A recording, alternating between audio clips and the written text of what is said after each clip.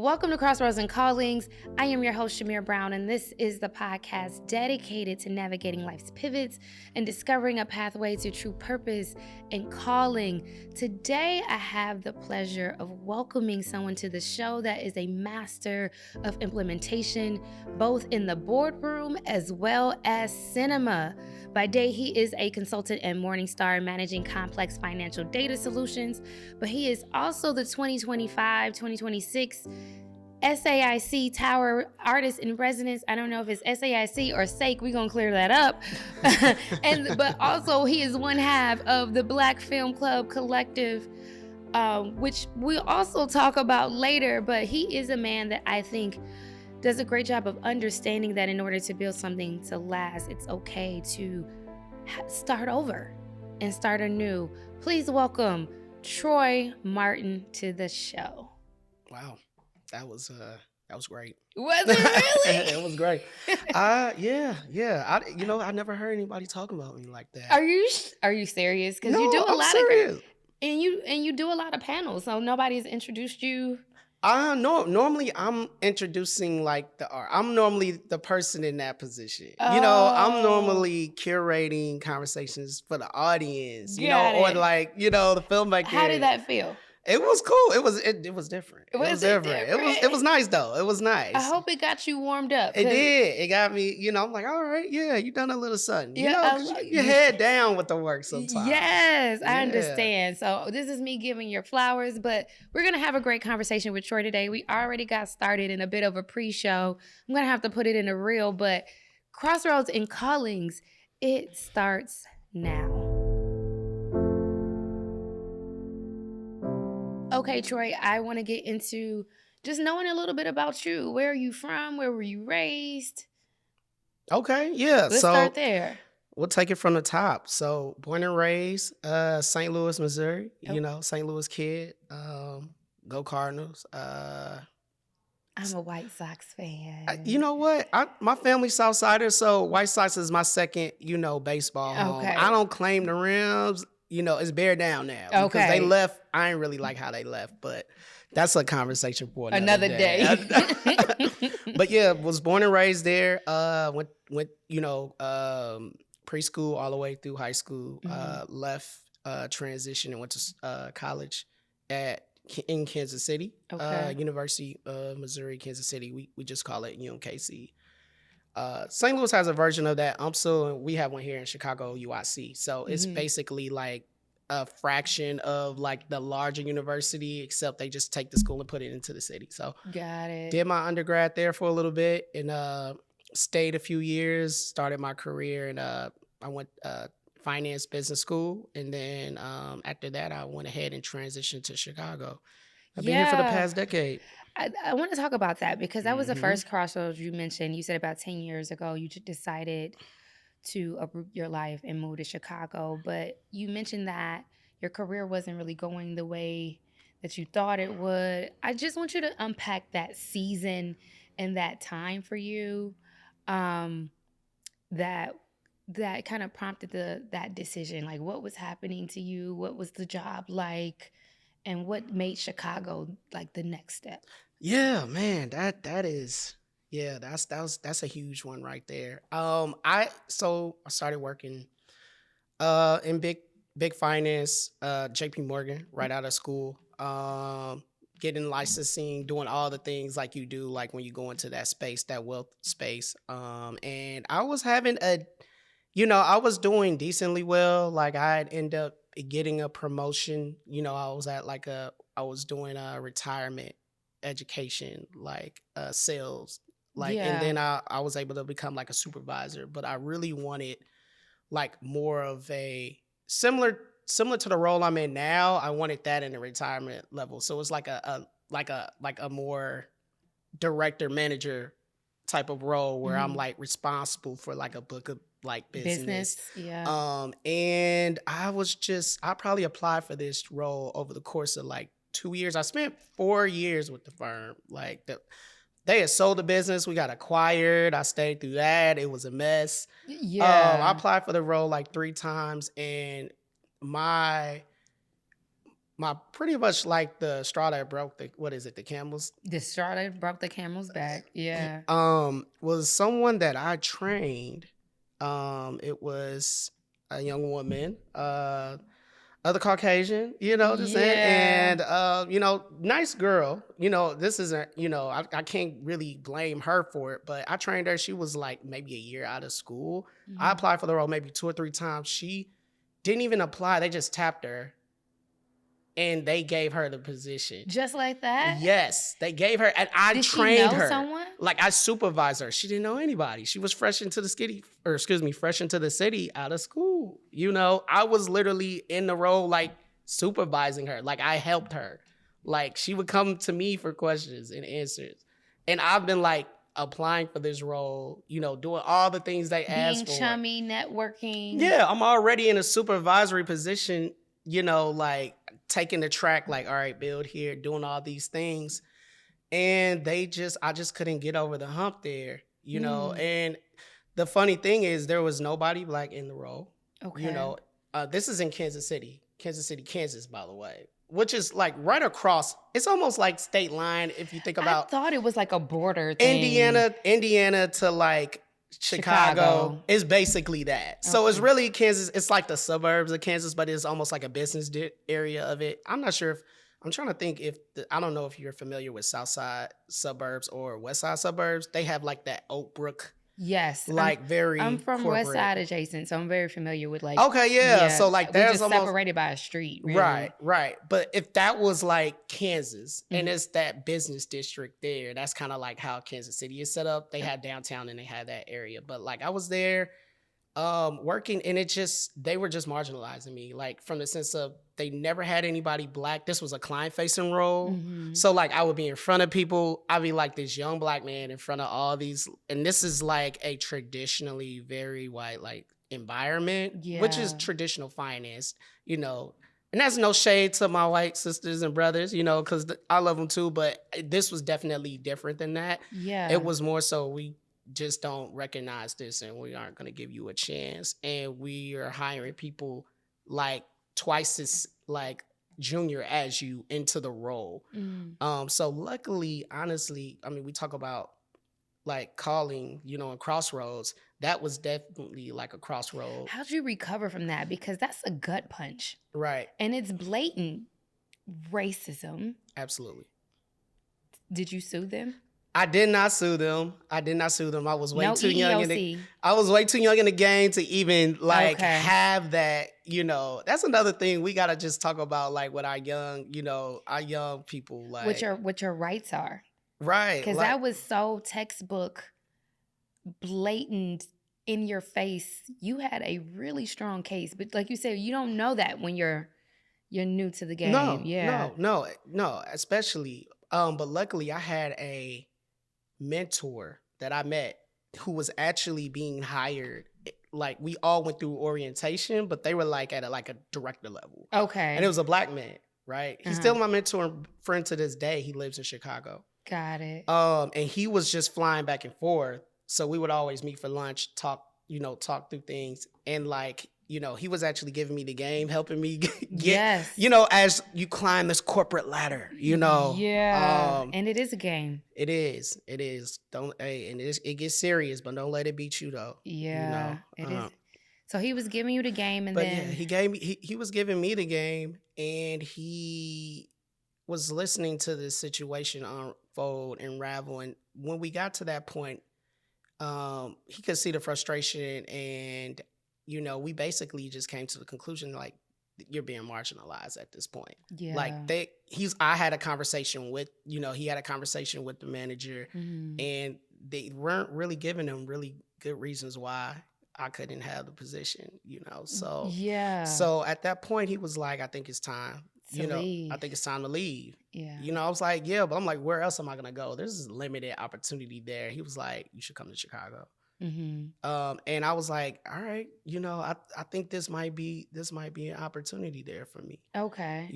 Where did you end up working next then? Does this mentor create a space or a job or opportunity? You know what? You? Yes. And we talk about. Shout out to your mentor. He's dope. We talk about this idea of nepotism, but listen, like, yes, there's nepotism, but also there's nepotism when somebody actually is qualified and deserves the job, and I you think know it them. has a bad connotation because so many people that reap from nepotism aren't qualified.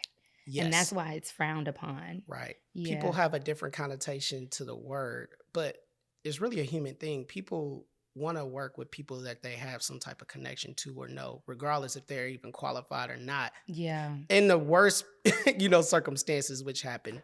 But he actually still worked for the firm. So Mm, when they were acquired, he was able to stay under the old brand because he went to a different line. okay. And what he did was help make a few calls to find me a job under them, under that line that was open that fell in line, right? So we Ye- did, the apples to oranges comparison.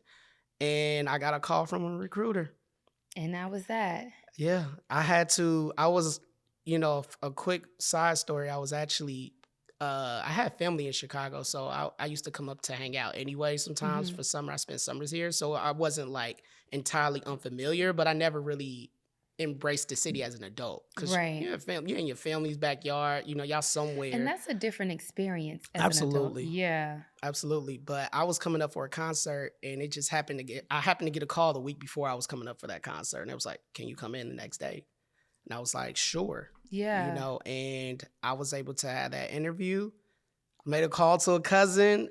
I was like, hey, they want me to start this role in like 3 weeks. I have nowhere to stay, but I'm gonna take a chance. He was like, you can come crash in the basement. So I literally packed my bags Yeah. in the car, like enough to like survive for a month. I went and started a Excuse me. job, and I Yeah. lived in my cousin's basement in Bellwood, so For what, 3 weeks? for 2 months. 2 months. I was living out of 2 months out of a bag. I had to like fly back at the end of the month to like Get your rest of your stuff. pack Yeah. up my apartment, put it in a U-Haul and drive it up. And then just put it in storage because I still ain't have a place yet. I've been on the job for a month. Oh my God. Talk about the grind, right? Man, so that was, but also to add to that, I tried to stay in the company. Like when I say Yeah. marginal, I applied for the same role even out of Kansas City, like in like Baltimore, other locations. The company culture was not really messing with us. Yeah. It wasn't meant for you. And I hate to say this, and I don't care how it makes people feel, but I heard that a lot about Kansas City Oh. and that region. Mm-hmm. So it's not as a shock. And you grew up in that region. St. Louis, Michael Brown is very real. Yeah. We are on the Mason-Dixon line. Exactly. And it's still, even though it seems Midwestern, it is still very Southern in terms of roots. Absolutely. So it couldn't have been a surprise. No. Because you've made it through that. You're from there. So you've made it to that point. Absolutely. Yeah. I was more so disappointed that they couldn't, they just refused to at this point. Okay. It was the pushback. Yeah, it was the pushback. But it was needed because I felt like I had outgrew the city, at that point. It was only so much more I had to offer and I couldn't go anywhere else, in that firm. And it was only, it was limited, so. So it almost needed to happen in order to push you into your next. Absolutely. What happened after that? Because you end up with a corporate job, you're living in your cousin's basement. And you know what? It's funny now how you could look back on your journey and be like, yeah, that was crazy. And I brought my U-Haul up and put that stuff in the same base. That's crazy. Yeah. But you're definitely in a different place now, different environment now. Mm-hmm. And when were you able to build the Black Film Club? Because you essentially have two sides to you. You had your corporate side unraveling, Absolutely. and then you had this creative space. When did those things overlap? That's a great question. So when I was in Kansas City, I had started very small with experimenting with like just creativity. I tried to actually have like a side, like a clothier business. Like I had a cousin who actually does really well in St. Louis. He dresses a lot of people, famous people. He dresses Jason Tatum right now. Oh, okay. Like his suit, and he was trying to bring me into the business, so I was, helping him try to expand that in Kansas City, which also just wasn't working because people just wasn't into it. You know, into fashion. I was like, yo, this is not the city for this, man. Like they just didn't get it. They wouldn't fly on that level. Yeah. It's more like, lumberjack, kind of like, that type of like hipster, like, very Midwestern, kind of like, we'll just call it Portland style. Portland kind of cool, so they wasn't really on that. But that was a little experimentation. I really put it down. When I got to Chicago, it was more so about reestablishing myself, redefining myself, right? I always say Chicago is where I grew up, as a professional and as a person. To take a step back, I've always been into film. I've always been interested in culture. I grew up in a family where we watched a lot of movies. We still watch a lot of movies. We still just watch a lot of things and talk about a lot of things, in general. And I think as I started to establish myself in Chicago, what Chicago gave me that Kansas City didn't was just a different lens for culture and exposure at large. So there was independent film cinemas that was around here, right? There was other people I could talk to. I met somebody in my maybe my second corporate job in the city that was in the Black film that actually did some like playwriting, back in the day.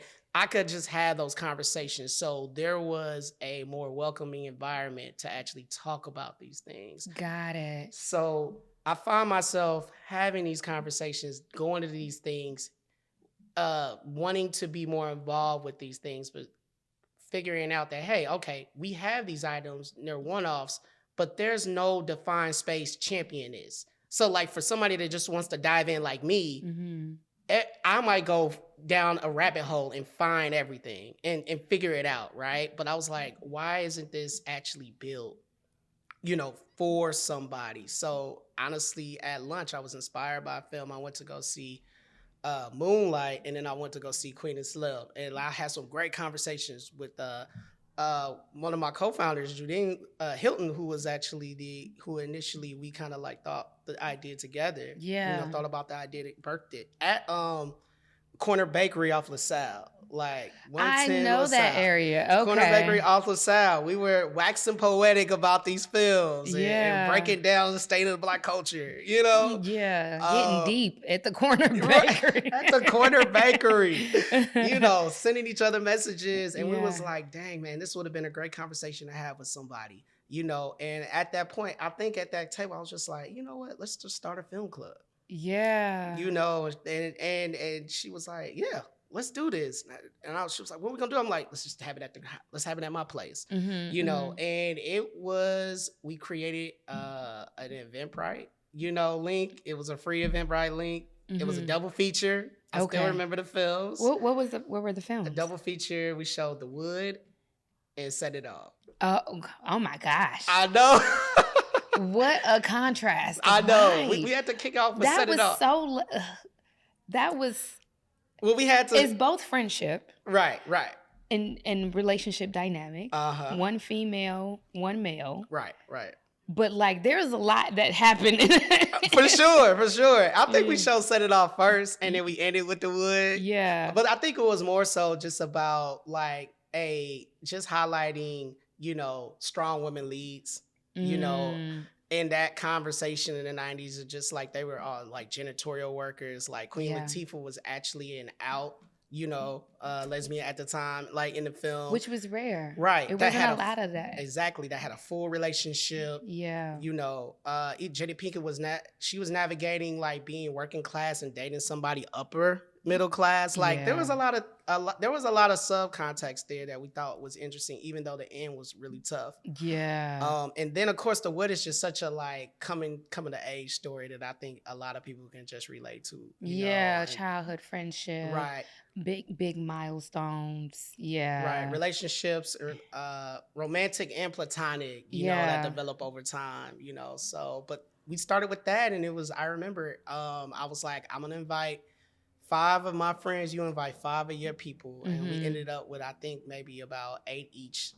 People bought some, and then we just still to this day some of the same things. We had, like, instead of them, we just had popcorn you can pop. Like, we just had bags out there, and we Yeah. had some Bring your own wine. snacks. Right, we had some wine from Trader Joe's, Uh-huh. and we literally launched the idea of the film club January of 2020. How'd you balance that with your corporate life? Because at this time, you're still in finance. Right. Were you still working for your mentor at the time? No, so I had 2 to 3 jobs since then. Okay. I had actually at the I guess maybe a year or 2 into the pandemic. So when I launched the film club, it was literally about 2 months before the pandemic happened. Oh, wow. Okay. Right. And so it kind of like put things on a freeze. Yes. And then we had maybe 2 meetups by that point. And at that point, it was just really like a text thread. It was almost like, oh yeah, if somebody sends like a Super kickback thread, like, grassroots. yeah, like, hey, it's a film club meetup, and like Yeah. you get the link. It's just kind of like cool if you know about it. And people were just like, yo, when you gonna do this again? Because everybody was inside. Nobody had community. Yeah. Nobody had ways to connect. Like, I think there was just a need where people just wanted to get together like that again. Yes. So I do want to take a step back because you had this story where you were devastated in corporate, and then you started falling into your passion and creating space and community through 100%. film. But I guess I'm interested in knowing that what happened to you in Kansas City from a corporate perspective. Did that happen to you again? Yes. So, well, actually, let me not say it happened again in the same manner. I'm not going to say I was marginalized in the same manner, where in Kansas City it was much more like we don't have space for people of color at this level. Yes. But in here, I was actually let go from a job due to somebody else's sexual misconduct. Like, I feel like we're jumping all over the place, but like, what? Yes. So, and I'll be quick on this. Basically, we were on a trip. My boss, which was a director level white woman, ended up getting into a lawsuit case with one of our colleagues on a work trip, and they were let go. Yeah. And as a result, everybody a part of the regime that was hired under her was out. Wow. So when I say I grew up in this, that is what you meant, because you said Chicago grew me up, and I like the way people tell their stories because they just tell it in a linear way, and you'd be like, wait a minute, what do you mean that Chicago grew you up? I mean, that is a really grown up thing to happen to you. And then to have to recover again. So that's why I said that you know the art of just starting over. No, you know what it means to start over, because not only did you start over from Kansas City to Chicago, even in Chicago, that thread of still having to start over and then starting a new business 2 months before the pandemic and then starting over. Yeah. So, and what's crazy is, yes, when I first moved, 2016, from that point to about 2019, when this all went down, yeah, I was in the second job that went down. I was let go. Could I have sued adult Troy? Yes, probably would have. Yeah. The younger Troy just closed on the home, and needed to figure it out and get a new job and like move on. But I will say, I think at that moment, to round this out to your question, I think I learned there that, like, the corporate jobs we have, these careers we have, they can fund futures and they can fund us, but we have to be in control of this. And we have to have an idea and a plan of what we really care about outside of this. Yeah. Let's unpack that, because as I sit in, because I'm currently laid off, what I wish I had did, that now I'm looking in hindsight, that I would have approached a career as just a means of funding for other things that I enjoy doing, as opposed to thinking this would be the place I will grow and thrive. Because I still had it in the back of my mind, I'm going to be promoted and I'm going to end up being VP or CMO or Yes. whatever one. And I always, or COO, because I'm in operations and engineering. Mm-hmm. So I always had that in the back of my mind, never thinking that, let me just get this money, buy me a couple buildings, become a franchise owner, get these other streams of income because there's no real space. I know that now. When did that click for you? You know what? Honestly, when I was in the second job before the layoff, and this is ideally, I have to thank Chicago for this, right? I feel like a lot of Chicagoans, when you're from the city, you're a little spoiled. You don't really know what you have in front of you. Yeah. But I had friends buying buildings, right? Like, so I bought a 2-flat. Three of my friends was like, yeah, I'll just use this bonus to like buy this. You know, I saved a couple of them and I got this down payment for this.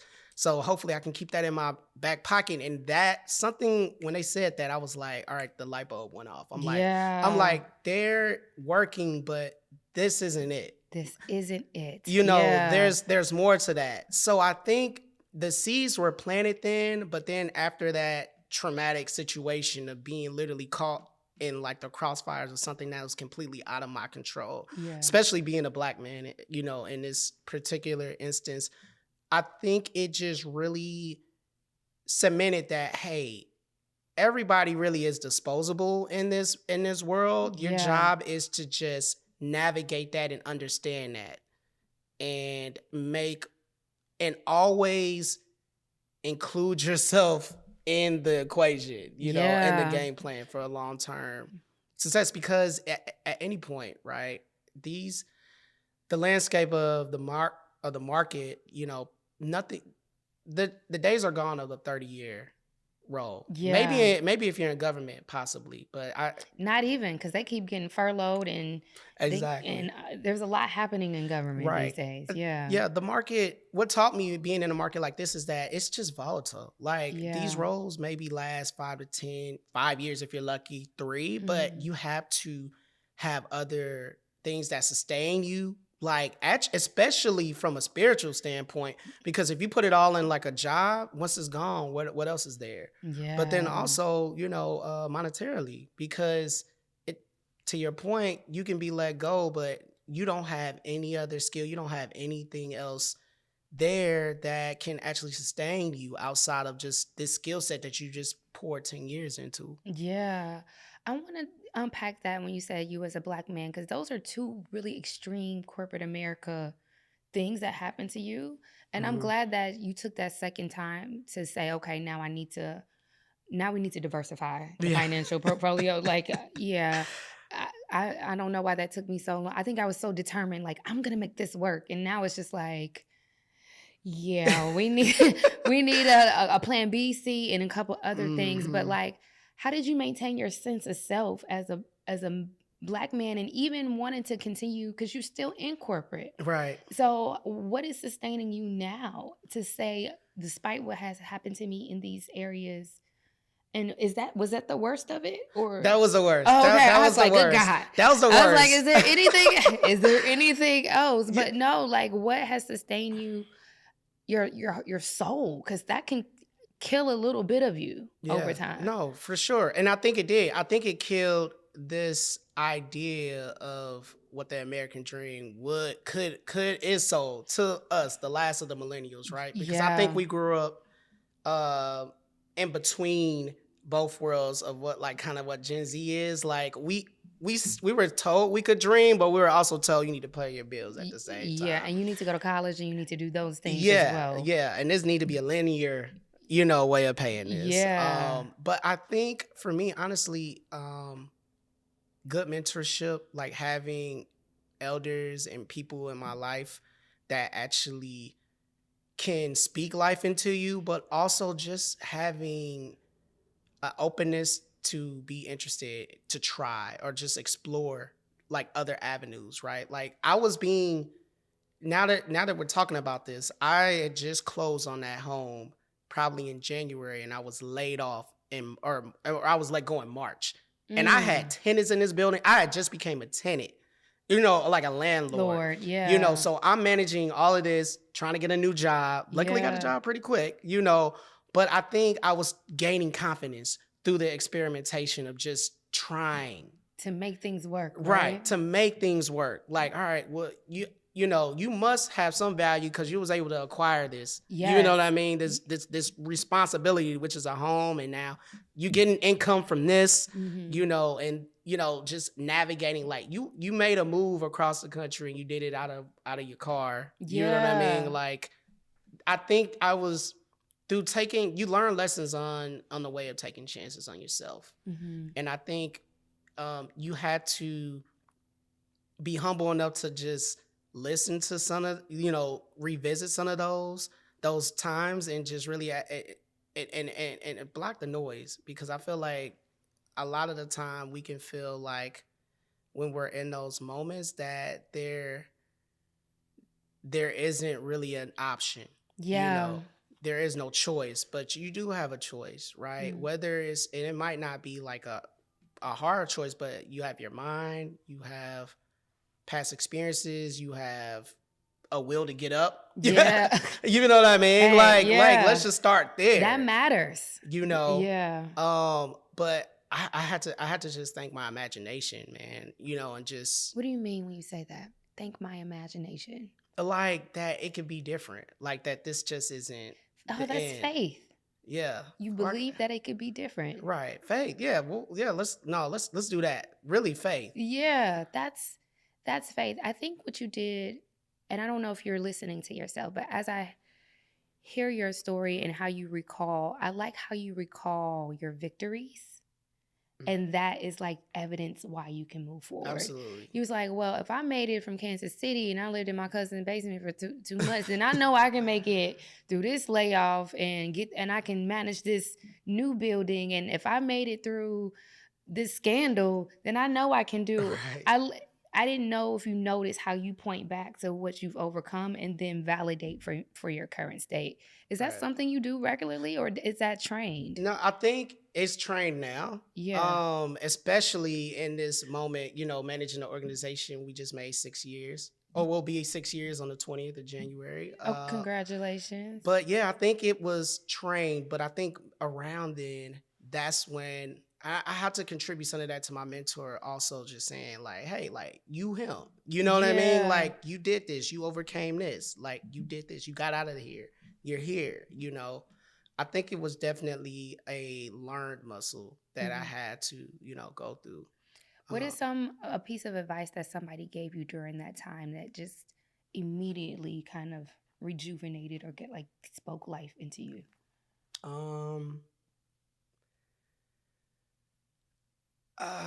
You know what? I'll go back to actually, yeah, my mentor, he gave me this. He's a man of faith, and it's a prayer. It's a short one. It says, God, grant me the serenity to accept the things I cannot change, the courage to change the things I can, and the serenity to know the difference. Yeah. Or excuse me, and the wisdom to know the difference. Yeah. I had never heard that until he said it, but honestly, it just stayed with me, you know? And I think it's probably the linear side of my brain, because it's like, all right, I can't control this. I can accept this, and everything else is just here, you know? Yeah. So I think that, I feel like that's the only thing that comes to mind right now for me. But I want to say that's probably something that sticks with me, you know? Just a prayer of just radical acceptance. Radical acceptance is probably the best. I like how you just pulling these words. I mean, you're pulling this. It's like, as I'm actively listening, I like to put things in a way that I feel like the listeners would receive it. Absolutely. And so based on what you're saying, it's just serenity prayer is just accepting what you can't change. Yeah. And just moving through it. And that's essentially, that is your story, because that's how you're able to start over. Like, you had no control over your former employer. You like that was nothing that you did. Literally, it was above you. I don't know if people even say it was above you. But even that being above you, you said you got laid off. But luckily you had space and time to grow your building that you had just procured. Right. And then you jumped into a next opportunity. What was that for you? The next opportunity, I started working for Northern Trust. Okay. And that was right, and I started there in 2019. And that was right around the time you start the Black Film Club. Was being birthed. And Right. So we're bringing it together, it's coming ladies together. and gentlemen. It's coming together. Coming together. And I also say, to your point, the gratitude attitude is something also that I carried with me that whole time. Because in those moments, right, being able to leave the city like that I was in to start a job, even though I'm coming in my car, they hired me, sight unseen. Well, I had an interview, but like you got to be grateful for that opportunity. Yes, because like, everybody don't have that. Right. You got to be grateful. Even though this job let me go, I got a whole asset now, that makes money, like so that gratitude piece is also radical acceptance and gratitude. Yeah. But I just wanted to kind of, add to that part because that's something you just kind of gave me. So appreciate you bringing that in. No problem. But so you're at yes, Northern... 2019. I'm at Northern Trust. Yeah. I'm in my first year, but at this point, I've been through so much, right? Like who you telling? I think the veil of what the corporate life, like retirement there, or just like putting my faith in recognition of acceptance and like life purpose into that has been pretty much shredded. Yes. You know what I mean? So like it's been humbled in a sense. I've been grown up into it that this is a means to an end at this point. Yes. Like it's like, okay, this is a tool. I have a skill set that is being traded. That time for that skill set is being traded for money. So I'm walking through that to let you know that was just a mindset shift. So I started focusing more on who I wanted to be and what I was interested in. Mm-hmm. Right. I think those first years was years of settling in. Yeah. Like building, getting to a point where you're stabilized enough. And then I think now it was a moment of, okay, now that I know that this isn't the end all, what could be more? Like that question. That explains why you started looking at outside of yourself and trying to figure out, like, what do I like? What am I linked to? What conversations I'm having? How I like cinema. I like film. I had this experience. Once the dream is dispelled, then you start looking for purpose other places. And now that makes sense as to how you got here. Because you stopped investing in something that was no longer invested in you. Absolutely. And you get to the point where we see patterns, right? And you can see people on these patterns and lines. And it's like, all right, what is this pattern saying, right? Like, what is this? Is this saying this is my path?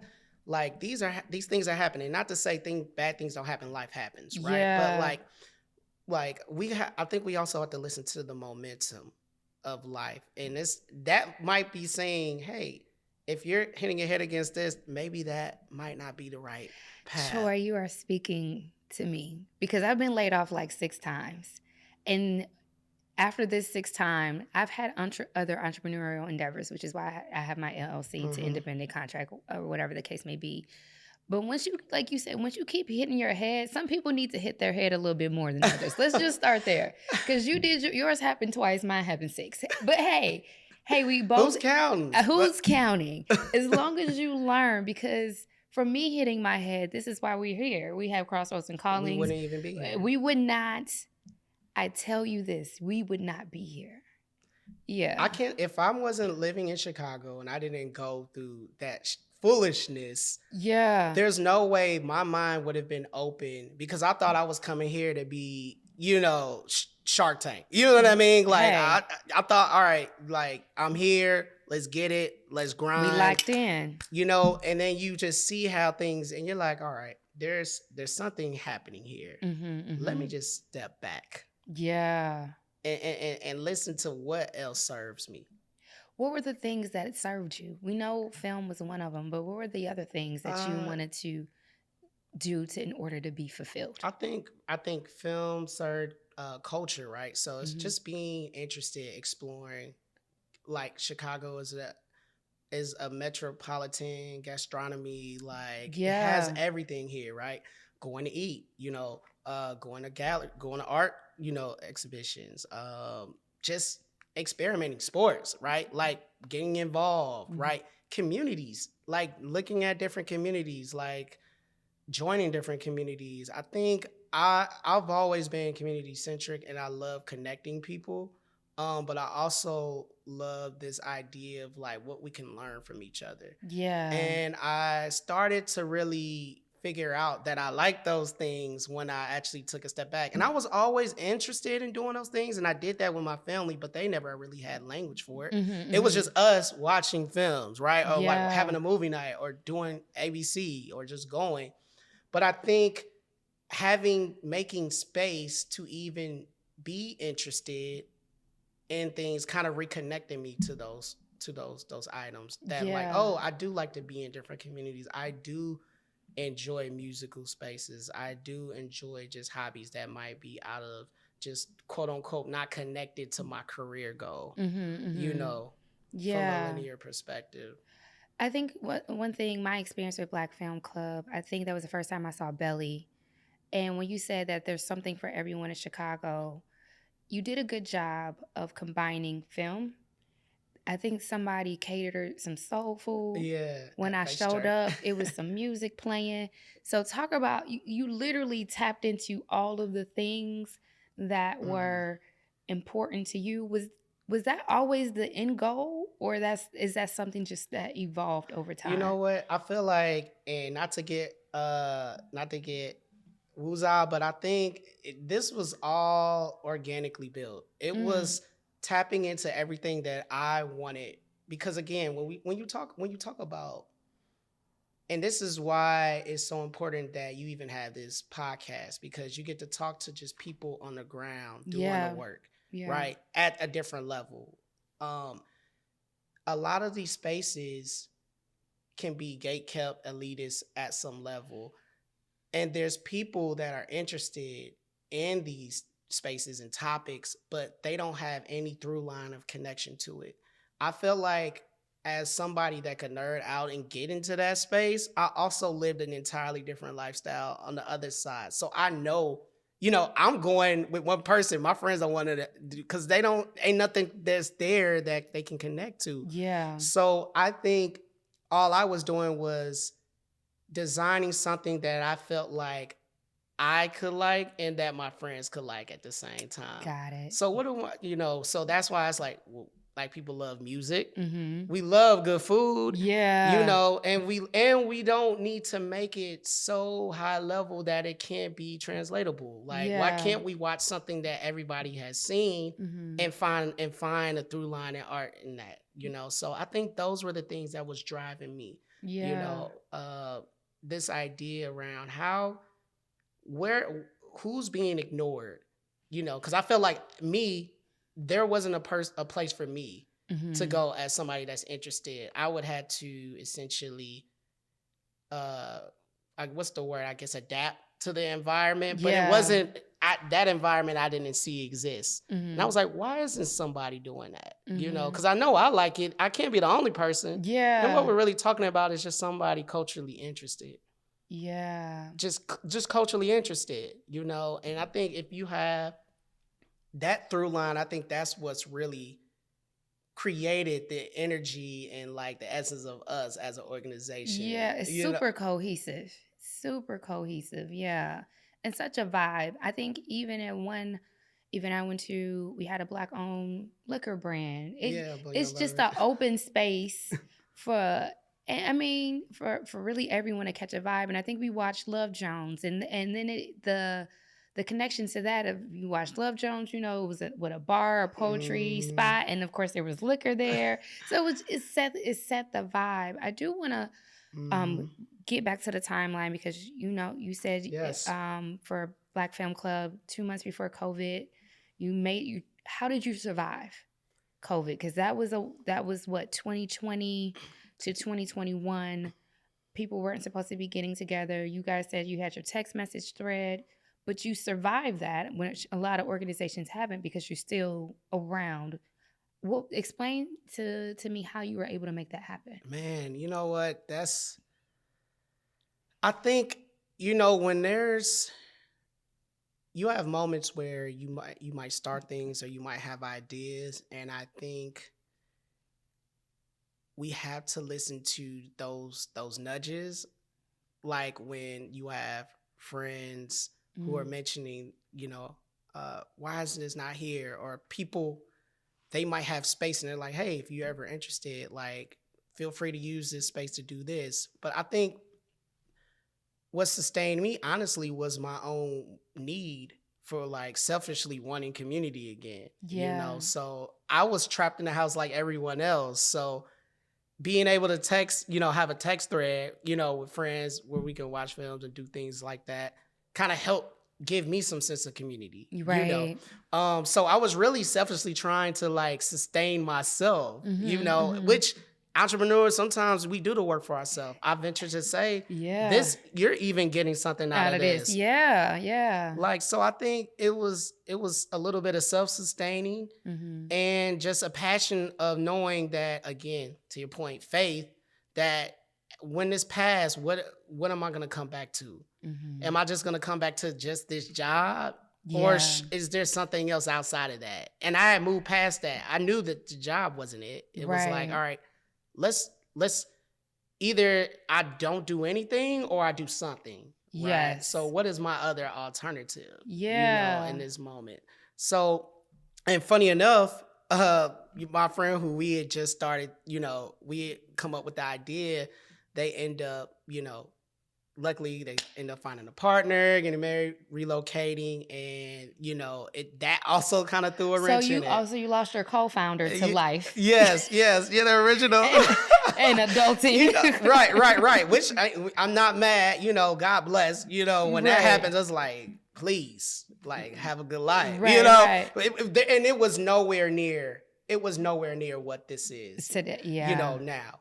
It was fun. It was just a fun meetup. But it was something there, but it was fun. There was no, we didn't even get to get excited enough to really, take it to the next level in that manner. But this idea starting over, I was actually on a board serving at an organization, and she was actually doing marketing from it. And she is, for you don't know, that's the co-founder of Black Film Club Collective.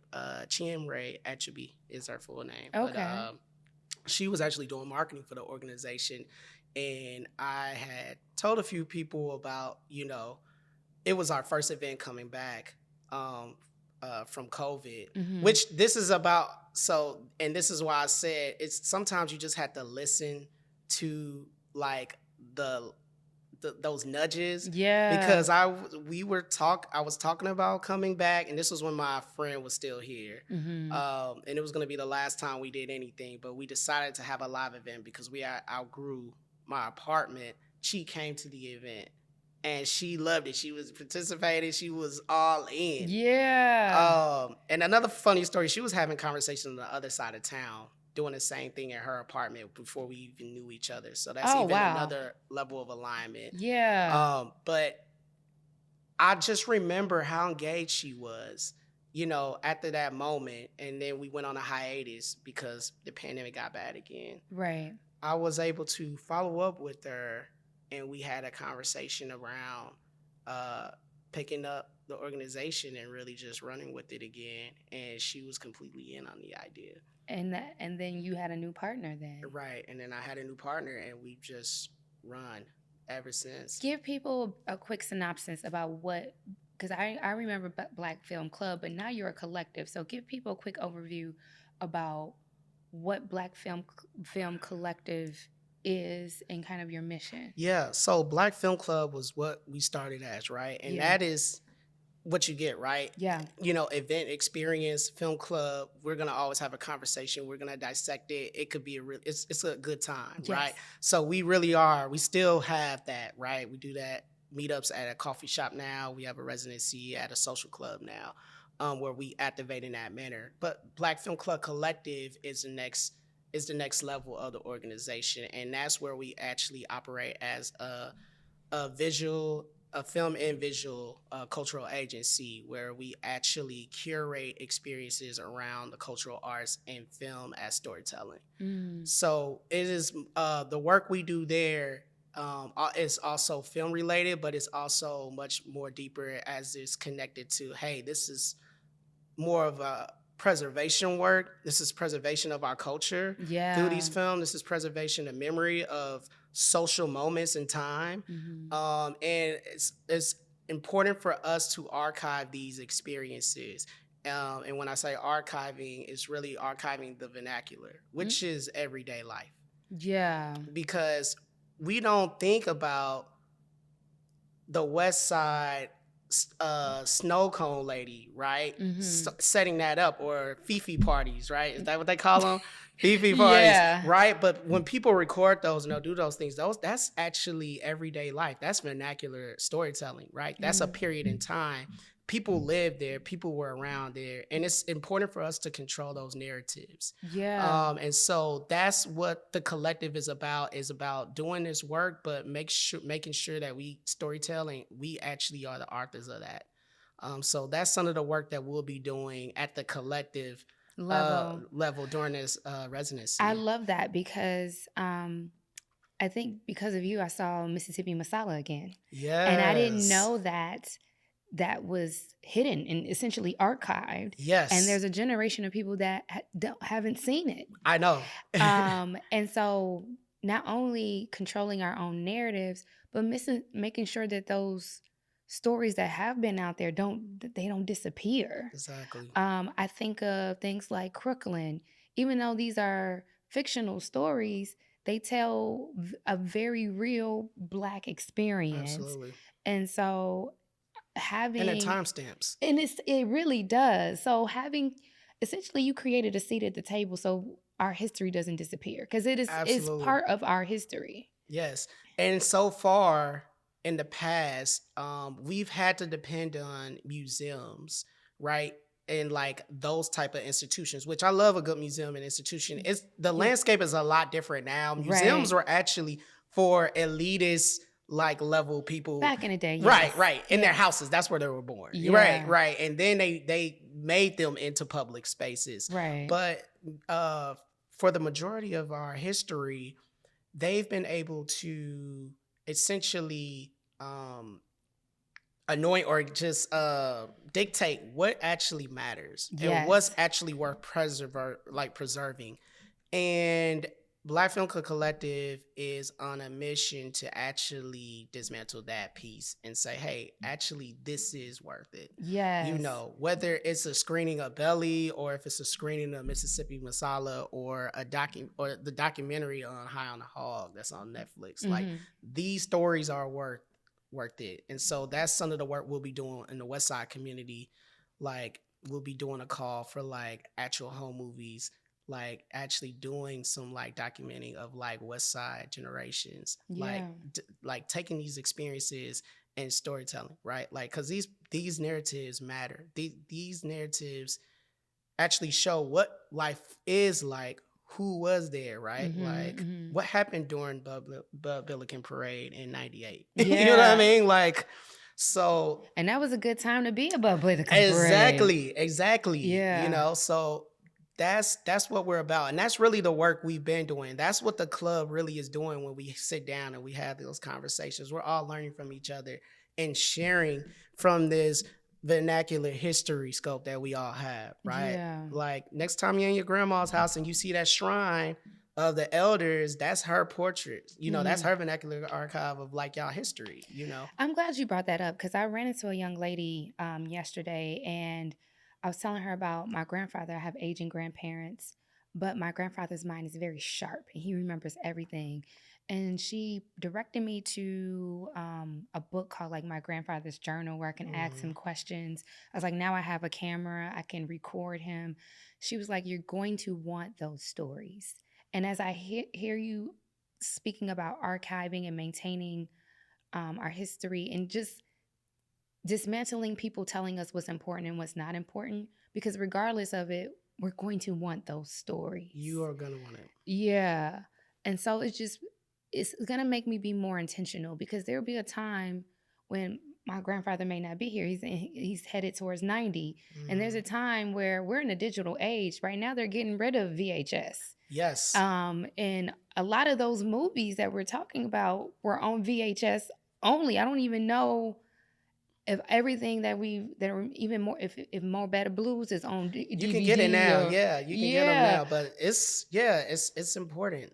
yeah, I mean, so even like for me, like my mom, I went home. I was talking to my mom about the project work I was gonna get ready to do. She's like, I have like almost 100 years worth of photo albums, at home of our family history from her side. And I'm like, yeah. when did this happen? I remember seeing a couple.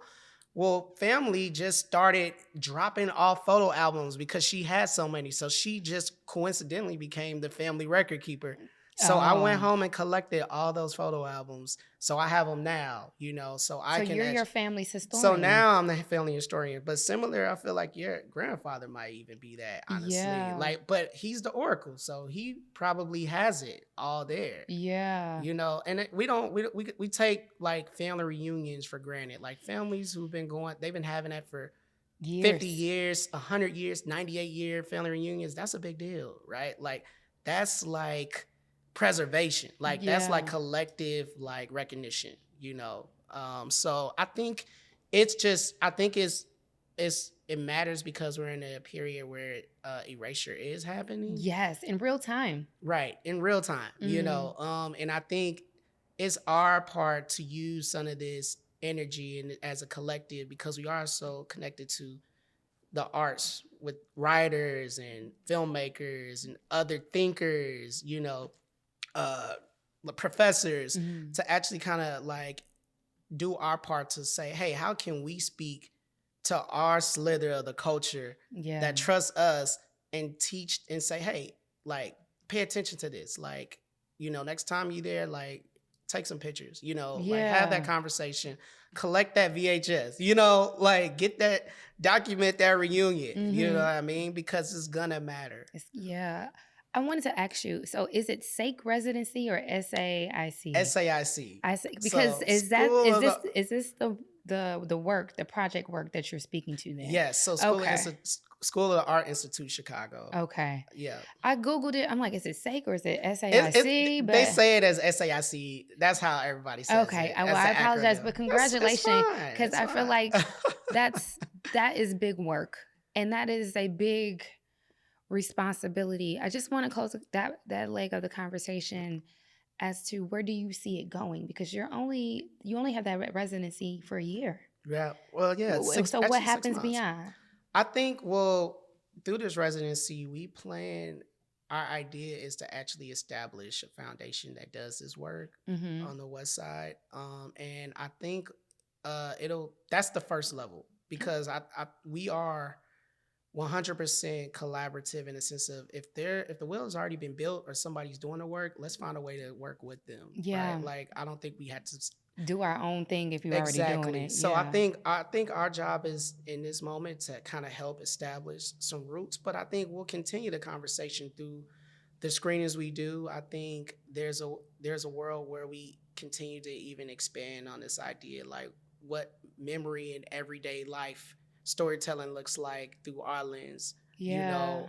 and experimenting with maybe creatively producing some films, some short films that you might see in the I near can see future. that in the So future. I feel like that's the gradual organic next step. yeah, so no, maybe you might see you know, BSC Collective Studios at some point. Yeah. But I think this year is a year for expansion and storytelling like people probably haven't seen us do. Hmm. We'll still have our signature events and you can come hang out and have a good time with us.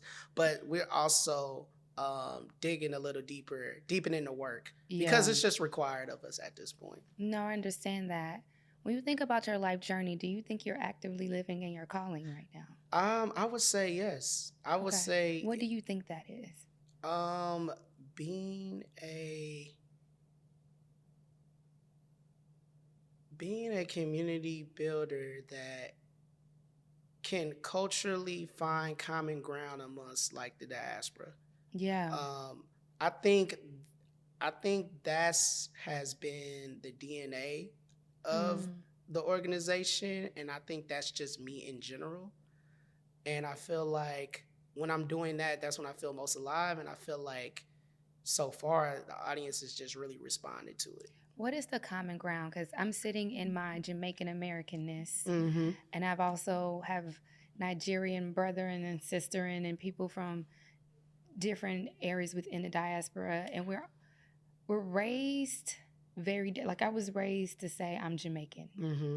not black, not Right. American. Right. I'm Right. raised Jamaican. That's a beautiful thing. So when you think of common, but what is the common ground that you think that you're trying to portray through your I think the organization? common ground is that even though we may be from different places regionally or understand regionally, I think the experiences from a global perspective are the same.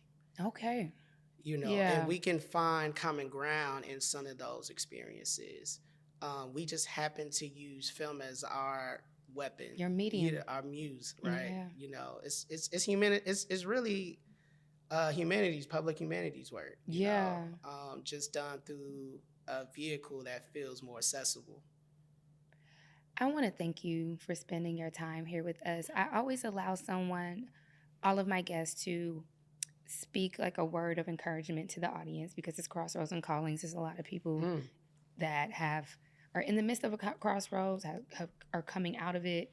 You have had some major ones that we unpacked Definitely. today, but you're sitting on the other side of it, and I think that's very inspirational. But for those people that are still in process, do you have a word of encouragement that may have helped you, or you think may help them get to their next opportunity? Yeah. I'm just gonna say the gratitude attitude. That goes a long way in this walk of life. When things are good, and definitely when things are bad. I mean, it sounds trivial, but just finding something to be happy about, whether that's waking up and breathing and just being able to afford a meal, or like, be able to walk, it really does help. And it's really the engine to keep you engaged with the process of just trying to get through something. And also, if you're interested in something, try it, right? And don't feel like you have to have it figured out. Don't feel like it has to be grandiose, right? Maybe it's just writing things down. Take that first step. Because you never know where it could lead you. There's no way I knew we would be something that started as a text message thread in my apartment, that we be in a residency doing this type of work with a 200-year-old institution. Yeah. So just say yes to your interests, and find something that you care about more than just this idea of like a career, because that's gonna be gone at some point. But like, there's something else that you're gonna have to, make peace with after that's gone, and you don't want it all to be there. You can get to a very dark place that way. So yeah, gratitude, the serenity prayer helps. Yeah. If you have a person of faith. Lastly, listen to the momentum of life. If you are going after something and you're hitting the wall on it, or it's not going as planned, it's okay to take a pause. Like, turn down the noise, find time to be quiet, and just listen to, like, what is that telling you, and 9 times out of 10, it might not be saying, this is a no. Maybe it's just not like the right time. Maybe there's a reason that it's trying to push you to a different direction. So also listen to that momentum, find some quiet time. Yeah. I appreciate you coming on Crossroads and Callings. How do people plug into you, as well as what the collective is getting into? Yep, you can follow us at Black Film Club Shy. That's just how it's spelled, Black Film Club Shy. That's on Instagram. We have a website if you want to follow us there. That's Black Film Club, and that's just spelled BLK filmclub.com, all one word. And yeah, those are the 2 major things. We post pretty much all our events there, on the link tree. We got some We actually got the kickoff for our residency on the 30th, Making Memory, where we're going to preview some of these ideas that we've been talking about.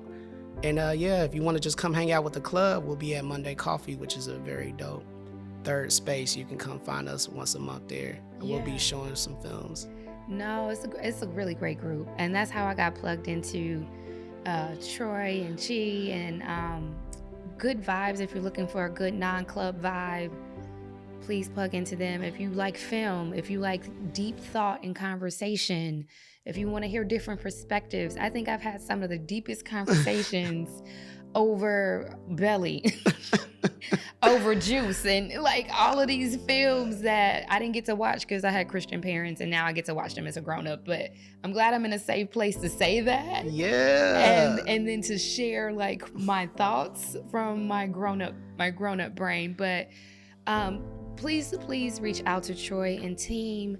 I encourage you to subscribe to whatever they have going on. I would love to kind of catch up and follow you guys on what's happening on the 30th and what's happening with the SAIC. I did see that you released some new events coming for 2026. So hopefully I can get maybe a sound bite or two while I'm out and post that to our social media, because we this is community and we believe in supporting each other.